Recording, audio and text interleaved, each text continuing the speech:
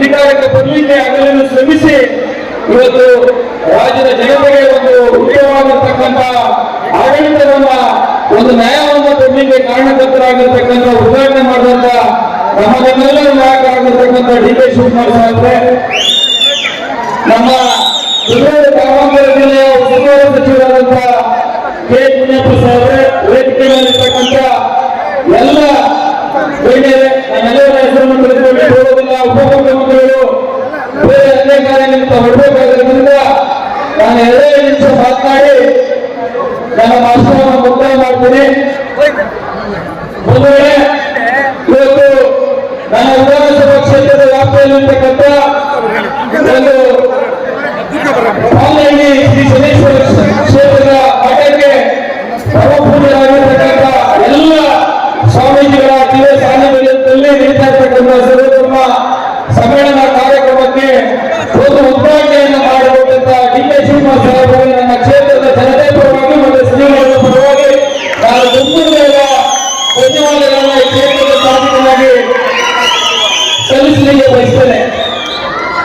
ಒಂದು ವೇಳೆ ಈ ಭಾಗದಲ್ಲಿ ಶ್ರೀಮಠ ಎಲ್ಲ ಸಮಾಜದಲ್ಲಿರ್ತಕ್ಕಂಥ ಎಲ್ಲ ವರ್ಗಗಳಿಗೆ ಒಂದು ಪಕ್ಷೀಯ ಸಂದೇಶವನ್ನ ಮತ್ತು ಸರ್ವಧರ್ಮ ಸಮನ್ವತೆಯನ್ನ ಎತ್ತಿರ್ತಕ್ಕಂಥ ಕೆಲಸವನ್ನ ಮಾಡ್ತಾ ಇರ್ತಕ್ಕಂಥ ಸಂದರ್ಭದಲ್ಲಿ ಶ್ರೀಮಠದ ಜೊತೆ ನಾನು ಯಾವತ್ತೂ ಇರ್ತೇನೆ ಅಂತ ಹೇಳಿ ಮಾನ್ಯ ಉಪಮುಖ್ಯಮಂತ್ರಿಗಳು ಬಂದಿರ್ತಕ್ಕಂಥದ್ದು ನಮ್ಮೆಲ್ಲರ ಒಂದು ಸೌಭಾಗ್ಯ ಅಂತ ನಾನು ಭಾವಿಸ್ತಾ ಈ ಕ್ಷೇತ್ರದ ಶಾಸಕರಾದ್ಮೇಲೆ ಈ ಮಠದ ಅಭಿವೃದ್ಧಿಗೆ ಈ ಮಠದ ಒಬ್ಬ ಸದಸ್ಯರಾಗಿ ನಾನೇನು ಅಳಿಲು ಸೇವೆಯನ್ನು ಮಾಡಬೇಕು ಅದನ್ನ ನಾನು ಮಾಡ್ತಾ ಇದ್ದೇನೆ.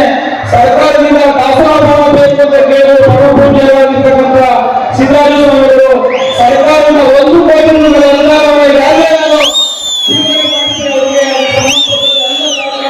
ಕೊಟ್ಟಿರ್ತೇನೆ.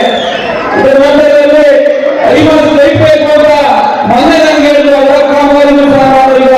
ಸಂಬಂಧಪಟ್ಟಂತ ಅಧಿಕಾರಿಗಳಿಗೆ ಸೂಚನೆ ಕೊಟ್ಟು ಈ ಕಾರ್ಯಕ್ರಮ ಮುಗಿದ ನಂತರ ಆ ಕಾಮಗಾರಿಯು ಪ್ರಾರಂಭ ಆಗ್ತದೆ.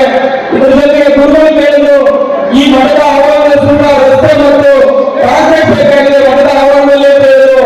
ಅದಕ್ಕೂ ಸುಮಾರು 1 ಕೋಟಿಯಷ್ಟು ಅನುದಾನವನ್ನ ನಮ್ಮ ಸರ್ಕಾರದಲ್ಲಿ ಮತ್ತು ಉಪಮುಖ್ಯಮಂತ್ರಿಗಳಿಂದ ನಾವು ಮಂಜೂರು ಮಾಡಿಕೊಂಡು ವಿಶೇಷವಾಗಿ ಉಪಮುಖ್ಯಮಂತ್ರಿಗಳು ಈ ಜಿಲ್ಲೆಯ ಹಿಂದೆ ಅವರು ಅನುಭವಿಸಿದ ಜಿಲ್ಲೆ ಏನಾಗಿತ್ತು ಬೆಂಗಳೂರು ಗ್ರಾಮಾಂತರ ಜಿಲ್ಲೆ ಇವತ್ತು ರಾಮನಗರ ಸೇರಿದ್ರು ಸಹ ನನ್ನ ಕಾನ್ಪುರ ಕ್ಷೇತ್ರ ಎಷ್ಟು ಮುಖ್ಯವೋ ನಲ್ಮೂರು ವಿಧಾನಸಭಾ ಕ್ಷೇತ್ರ ಅಷ್ಟ ಮುಖ್ಯ ಅಂತ ಹೇಳಿ ಶ್ರೀಮಠದ ಬಗ್ಗೆ ಗೌರವ ಇಟ್ಟರು ಸರ್ಕಾರದಲ್ಲಿ ಅನುದಾನ ಕೊಡಲಿಕ್ಕೆ ಸಹಕಾರವನ್ನು ಕೊಟ್ಟಿದ್ದಾರೆ.